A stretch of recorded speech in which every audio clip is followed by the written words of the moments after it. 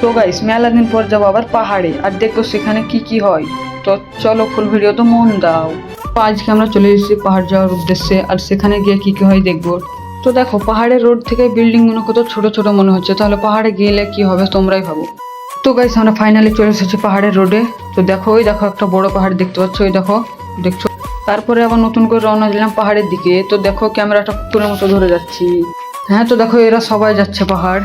হ্যাঁ তো এখন আমরা অর্ধেক পাহাড়টায় উঠে গেছি, তারপর আবার টয়াতে যাবো, এখানে গাড়ি পার্কিং হয়। হ্যাঁ তো তারপরে দেখো এখান থেকে কেমন বিল্ডিং গুলো ছোট ছোট লাগছে, তাও তো যেইনি এখনো পাহাড়ে সেরকম ভাবে।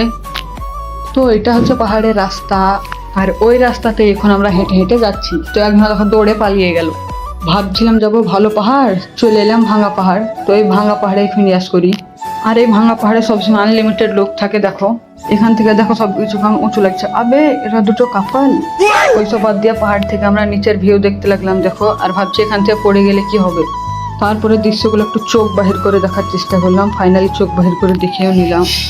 আর এখানে আমি কিছু ডায়লগ দিছিলাম, তারপরে দেখলাম এই ছেলেটা আমাকে জ্বালাতে লাগলো। তারপর আমি ওর সাথে কি করলাম সেটাই দেখো। তারপরে ও আমাকে মেরে পালিয়ে গেল, তাই ওকে কেমন আমি ধরতে যাচ্ছি দেখো পাহাড়ের উপরে। তো গাইস দেখো কেমন কুকুরের মতো উপরে উঠে যাচ্ছে। তো আমি আস্তে আস্তে উঠছি, দেখো কিরকম শাহরুখ খান বলে দেখাচ্ছে। তো গাইস ওর মতো পিছু পিছু করতে করতে দেখো ভাঙা পাহাড়ে কেমন উঠে গেছি। আর এখান থেকে দেখো কিরকম দৃশ্য দেখা যাচ্ছে, কিন্তু আবার চোখ বের করে সব দেখতে লাগলাম। দেখো দেখো চোখটা অর্ধেক বের করে নিলাম, যে দেখতে গেলাম, দিয়ে কুকুরের মতো দৃশ্য দেখতে লাগলাম। দেখো গাইস এরা কেমন নেমে গেছে, এই দেখো। আর এই ভিডিওটা ইউটিউব থেকে দেখলে সাবস্ক্রাইব বাটনে ক্লিক দাও, আর যদি ইনস্টাগ্রাম থেকে দেখো তাহলে ফলো বাটনে লাথি মেরে দাও। Okay good bye.